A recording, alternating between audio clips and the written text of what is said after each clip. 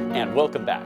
I'm Joseph Hoffman, and in this lesson, we're going to learn how to play another exciting piece by Burgmüller. Oh, good old Bergie again. I'm not calling him Bergie, Scuba. Aww. The piece we're learning today by Burgmüller is called Ballade. The term ballade in classical music can be thought of as a dramatic musical story.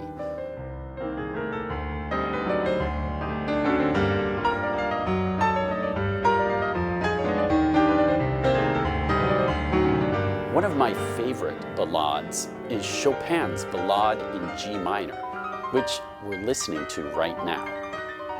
It's a very long and dramatic piece, and it's also very lyrical and song-like at times, which is another common feature of ballades.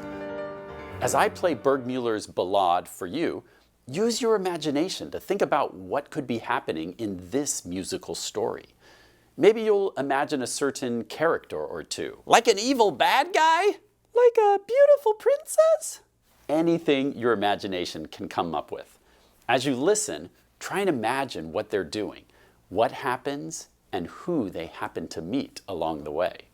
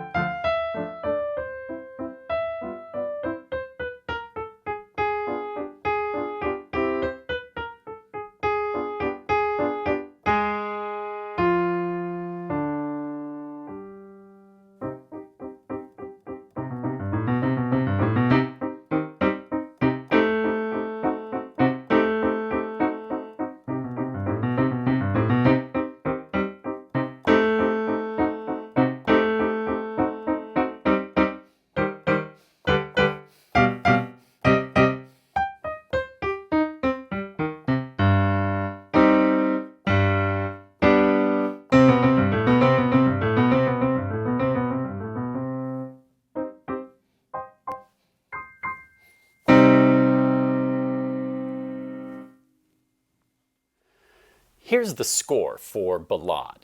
So, as with any new piece, let's go through our checklist. First up, the tempo indication is allegro con brio. Allegro, you know, means fast. Con is with. Brio means with brilliance or brightly. So you could think of this as fast and flashy, with excitement. Then we want to check out our clefs, treble and bass, like we expect. Then key signature. How many flats do you see? With 3 flats, let's look at our ladder of fourths. If we go up to 3 flats, we know we're in the key of E flat major or C minor. How will we tell? Well, looking at this first chord, actually the first many chords are all C minor chords. So we can tell we're going to be in the key of C minor. And then our time signature is what? It's 3/8, which you'll recall simply means there are 3 eighth note beats per measure. That bottom number stands for what kind of note equals a beat. Top number tells you how many. So 3 eighth notes per measure. And we'll count the eighth note as 1 beat. So what do we see here? These are eighth notes. 1, 2, 3. 1, 2, 3. Now the eighth notes are the beat. And when we have 16th notes, now we can fit 2 16th notes inside each eighth note beat. So these will be 1 and 2 and 3 and, let's write that in. Remember, 2 16th notes equals 1 8th note, and that's why we can fit 2 of them inside each beat. Then these are also 1 and 2 and 3 and 1, 2. Now remember, this symbol is an 8th rest, which also will equal 1 beat. Then another 8th note. You can tell 8th notes from their single flag. Coming down to the next line, we have 1, 2, 3. Now, how many beats would a dotted quarter note get? In 3/8, a dotted quarter note gets 3 beats, because a dotted quarter note is equal to 3/8 notes. So we have 1, 2, 3, 1, 2, and then notice this is tied, so we won't play this note. We'll just keep holding it down for 3 plus 2 equals 5 beats long, and then here's beat 3, and then 1, 2, 3. This is also tied. 1, 2, 3. Now you've probably noticed that I'm focusing mostly on the bass staff here, and that's because that's where the melody is. You'll notice the right hand is just repeating chords all the way through this first section. And so it's the left hand that's going to be interesting. Let's try tapping the rhythm of the left hand while we count the beat out loud. It will sound like this: 1 and 2 and 3 and 1 and 2 and 3 and 1, 2, 3, 1, 2, 3, 1, 2, 3, 1, 2, 3, 1, 2, 3, 1, 2, 3, and then it repeats. Okay, try it with me this time. Can you count the beat with me? Count the beat out loud while you tap, either on your lap or any flat surface. I'll count 3 beats and then we start. Count and tap. 1, 2, 3. 1 and 2 and 3 and 1 and 2 and 3 and 1, 2, 3, 1, 2, 3, 1, 2, 3, 1, 2, 3, 1, 2, 3, 1, 2, 3. Repeat. 1 and 2 and 3 and 1 and 2 and 3 and 1, 2, 3, 1, 2, 3, 1, 2, 3, 1, 2, 3, 1, 2, 3, 1, 2, 3. And then we keep going down to here. Now, on your own, if you'd like more practice with that rhythm, pause the video. You can even take time to write these counts in your own sheet music, which of course you can download from our website. So, pause the video if you'd like to take time to write these counts in your own music, but otherwise, let's get started learning how to play this section on the piano. All right, let's tackle the left hand first, because in Ballade, the left hand starts off with the melody. The right hand's playing a chord accompaniment, just these repeating chords. Our left hand takes the melody, starting in measure 3. Take a look at the first note, and can you tell me the name of this note? If you said bass C, you're correct. So if this is my middle C, I've got to come down here. On your own piano, place your finger 1 on bass C. Now, I'd like you to figure out these first 2 measures on your own. Actually, measures 3, 4, and that first note of measure 5. On your own, pause the video and figure out how to play this part in the left hand. My hint to you is that it's all white keys. Because of the B natural and A natural you see, there'll be no black keys in this section. So pause the video, see if you can figure this section out on your own, and then press play and we'll try it together.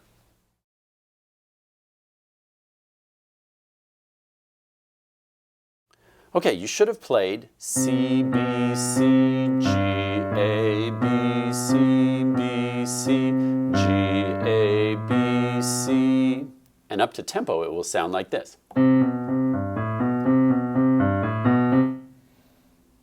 Okay, now if that sounds like what you just did, great. We can go on. If you need to pause and fix some things, feel free to pause and work that out on your own. So in measure 3, again, we get. Now, notice that we have this slur marking. And that slur tells us to play all of these notes legato. But you'll notice the slur ends with a staccato. So that last note, be sure to lift your wrist, For a good staccato. Also notice this crescendo mark in the score. So a good crescendo always starts soft. When you see a crescendo, sometimes you immediately want to get loud, but you'll get the best crescendo if you start soft and then very gradually build. Now, after we get there, you'll notice we have a beat 1 staccato, rest on beat 2, then on beat 3, we come up to this E flat. I know it's an E flat because of our key signature. So after that staccato, rest. So that finger 3 comes over to E flat, and then our hand can kind of fall into this C minor pentascale position. Okay, so watch one more time. 2, 3, 1, 2, 3, 1, 2, 3, 1, 2, 3, 1, 2, 3, 1, 2, 3, 1, 2, 3, 1, 2, 3. Now, notice that sforzando, okay? And it's a natural on A, so we have to come up that 6th right there. And be sure that you're counting out loud here. 1, 2, 3, 1, 2, 3, 1, 2, 3, 1, 2, 3, 1, 2, 3, 1, 2, 3. Now, I'd like you to start on this staccato of measure 5. Make sure you're on finger 1 because that's where you were at the beginning. 1, 2, 3, 1, 2, 3, 1, 2, 3, 1, 2, 3, 1, 2, 3, 1, 2, 3. Pause the video and practice that section from measure 5 through measure 10, counting the beat out loud, and then press play to go on.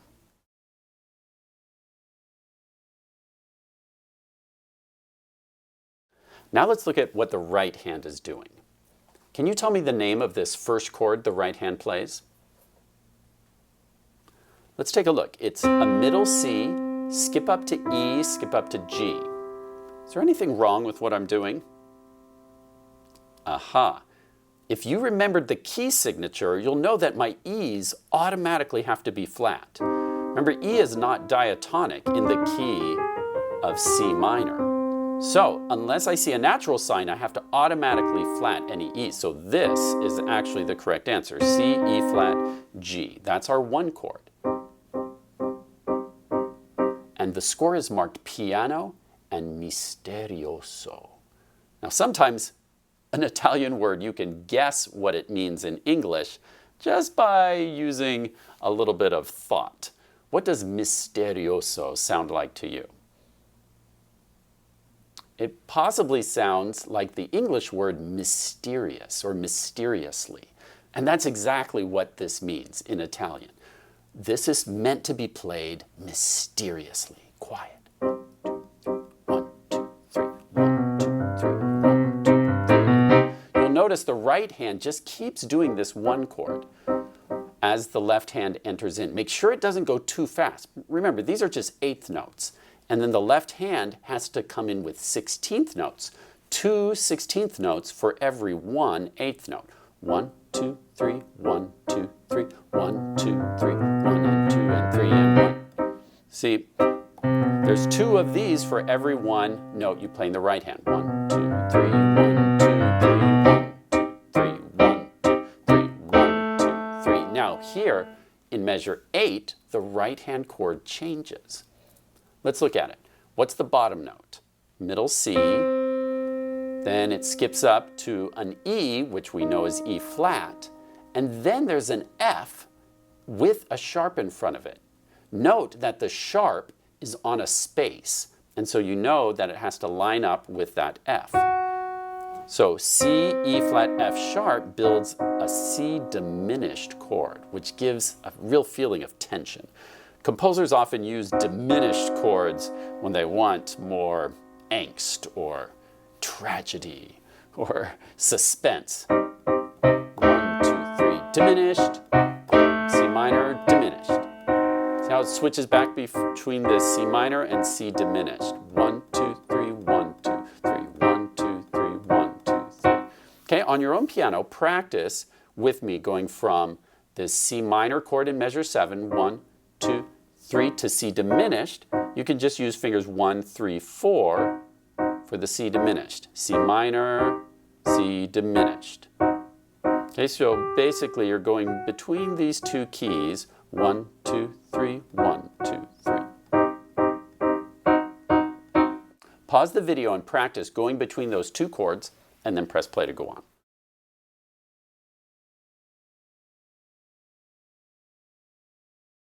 Now, when you feel ready, you can try putting these hands together. 1, 2, 3, 1, 2, 3, 1, 2, 3, 1, 2, 3, 1, 2, 3, 1. Now, sforzando.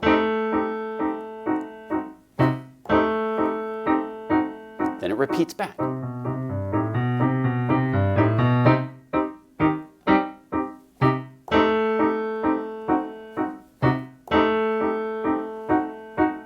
Now notice that because the left hand has the melody, I'm making my right hand softer than my left hand. Your left hand needs to be playing out so we can really hear that cool melody. We don't want to hear this. Right? That's going to sound ugly. Make sure this is a light, soft, very soft staccato so we can hear that melody. Okay, now maybe today you're not ready to put it hands together. If you'd like to pause the video and try it hands together, feel free to do that. Otherwise, let's go on to the next section and take a look at measure 11. Tell me the name of the note you see here in measure 11. If you said G, you're correct. So we start with our finger 2 on G, and here's a new symbol. This little arrow is called a staccatissimo. It means really staccato. And composers use staccatissimo if they want something really sharp with a lot of bite, very staccato. Now, so as you play this, remember that staccatissimo, and let's look at what happens to this G as we go into measure 12, then 13, 14, 15. You'll see that G is kind of our anchor. It stays consistent throughout those 5 measures. Now, whenever you're learning a piece with a key signature like this, it's always really important to be on the lookout for any notes you might have to automatically sharp or flat. In this case, flat. So what I'd like you to do is pause the video and look through measures 11 through 15 in the left hand and see if you can find any E's or B's or A's. Any E's, B's, or A's have to be automatically flat, unless it has a natural sign. If you find anything that needs to be flat, put a circle around it in your own music at home, and then press play to go on.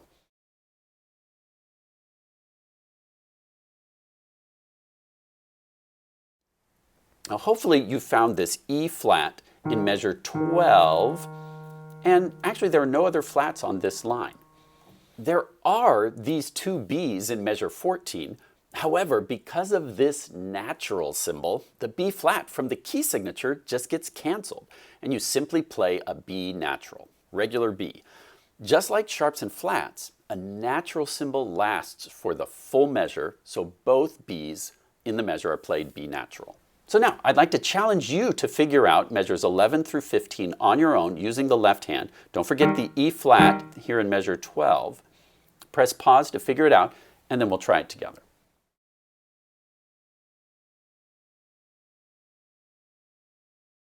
So here in measure 11, you should have 2 G's, and then don't forget this 8th rest. We have 1, 2, rest, and then 1, 2, rest, 1, 2, rest, 1, 2, rest, 1, 2, rest.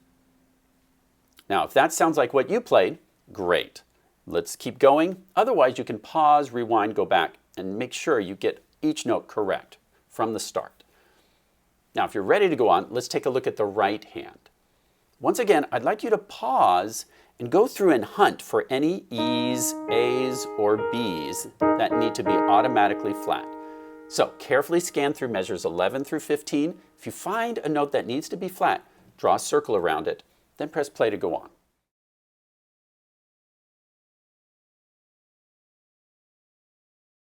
Now hopefully you found these 2 E flats in measure 11. That's part of this C minor triad. And then there's another E here on the top of the staff in measure 15. So hopefully you circled that E flat as part of this chord that makes a sixth. Now, on your own, I'd like you to press pause and go through and learn the right hand part for measures 11 through 15. Try it on your own. Carefully look at each note, watch the fingerings, and press play, and we'll try it together.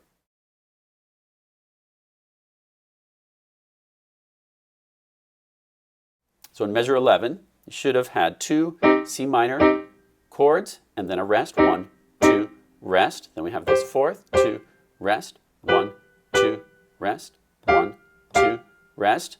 Let's just stop there for a moment. What interval do you see here? That's a seventh.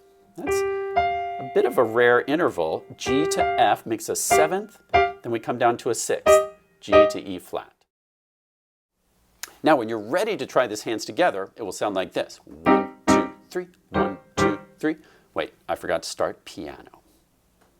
1, 2, 3. Now crescendo. 1, 2, 3. 1, 2, 3. 1, 2, 3. So notice each one is getting louder, louder, louder. And then we get here to measure 16. And what 3 notes do we see? We see an arpeggio. It's a C minor triad. 1, 2, 3. Then left hand takes a turn, but it's up here in treble clef. See that LH? That reminds us that left hand is going to come and help out with these notes. And once again, it's another C minor triad. So we're just playing C minor in an arpeggio. 1, 2, 3, 1, 2, 3. Then our right hand has to cross over down into bass clef land. 1, 2, 3 to play another C minor triad. And then we land on this low G. So it's basically C minor, C minor, C minor, low G. 1, 2, 3, 1, 2, 3, 1, 2, 3, 1, 2, 3. And when I do that low note, I like to brace my fingers 1 and 3 together to get a really extra strong sound.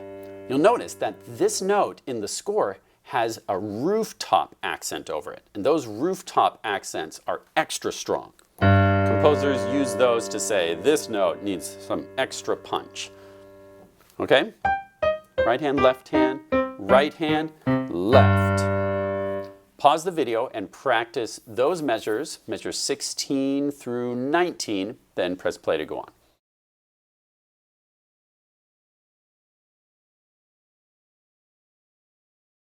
So, after we get there, 1, 2, 3. Notice if we hold it, it's a quarter note, and in 3/8, remember a quarter note gets 2 beats.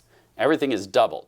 Because an eighth note is 1 beat, now quarter notes are 2 beats. So 1, 2, 3, we rest on 3, and then our right hand plays this E flat and G, while the left hand plays this G and C. And if you look at all those notes together, what chord is that?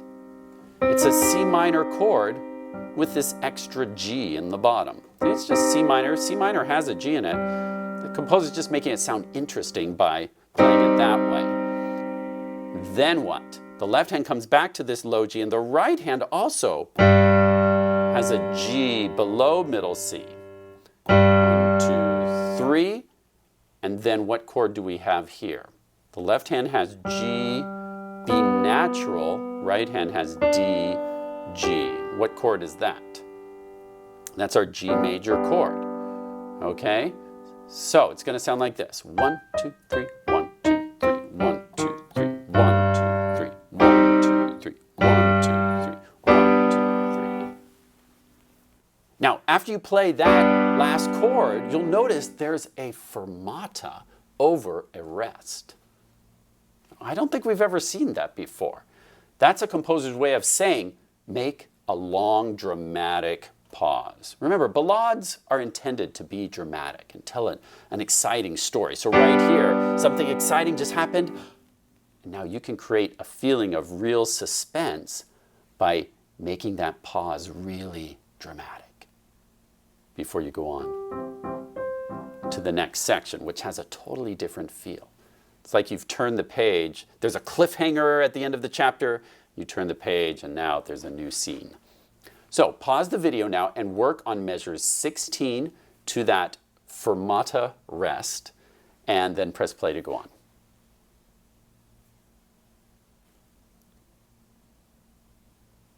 Now, you've worked really hard and learned an entire page of music today.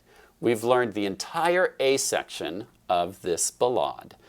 On your own, it's up to you to practice really hard and carefully every day. Remember to go slowly, hands alone at first, and then when you're ready, you can try putting it hands together. The metronome will also be a great practice tool. I've put my metronome at 92, and that will be our 8th note. 1, 2, 3, 1, 2, 3, 1, 2, 3, 1, 2, 3, 1, 2, 3, 1, 2, 3, 1, 2, 3, 1, 2, 3, 1, 2, 3, 1, 2, 3, 1, 2. Now remember, eventually it's going to go much faster. Our final speed will be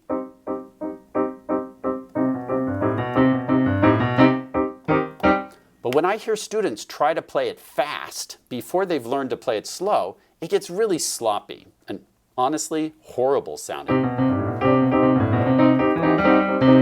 It sounds like mush, and I don't want to listen to it. So I really encourage you to practice slowly at first. Make sure that you're not rushing the 8th notes.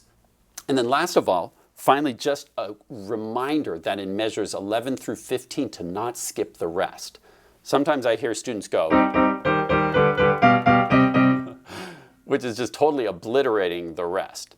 It's got to be 1, 2, 3, 1, 2, 3, 1, 2, 3, 3. Learn to make silence an exciting part of your music. That silence creates the suspense and the anticipation for the next chord.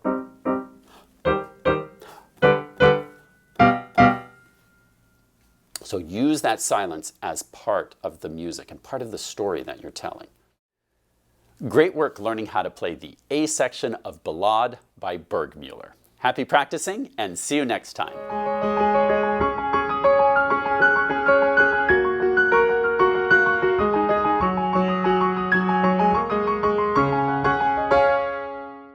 Hey Princess, what did you imagine when you were listening to Ballade? Well, for the first section, I imagined a little mouse scurrying through a house and sneaking past a sleeping cat. In the next section, the mouse finds a big piece of cheese, so he dances around for joy. The mouse starts nibbling on the cheese, but then he hears the cat coming. The last part is the mouse running back to his hole to get away from the cat. In the end, he barely makes it home safe. That's a really good story. Thanks. What did you imagine? Well, I imagined a raft going down a river. At first there's some wild rapids and a waterfall. Then there's a nice calm place where the river is wide and slow. But then comes some more rapids, an even bigger waterfall, and in the end the raft tips over and everyone gets wet. Sounds exciting. Yeah. Hey, all of you watching out there, what did you imagine? Why don't you tell us in the comments below? Yes, we'd love to know what you see in your imagination when you listen to Ballade by Burgmüller. You mean Burgmüller. Don't forget the umlaut. Right, thanks, Burgmüller. That's it. Umlauts are cool, aren't they? Hey, what if my name had an umlaut? Then I'd be Scuba. Scuba, come on. Oh, and don't forget to tell us what you imagined. I can't wait to find out what everyone else came up with.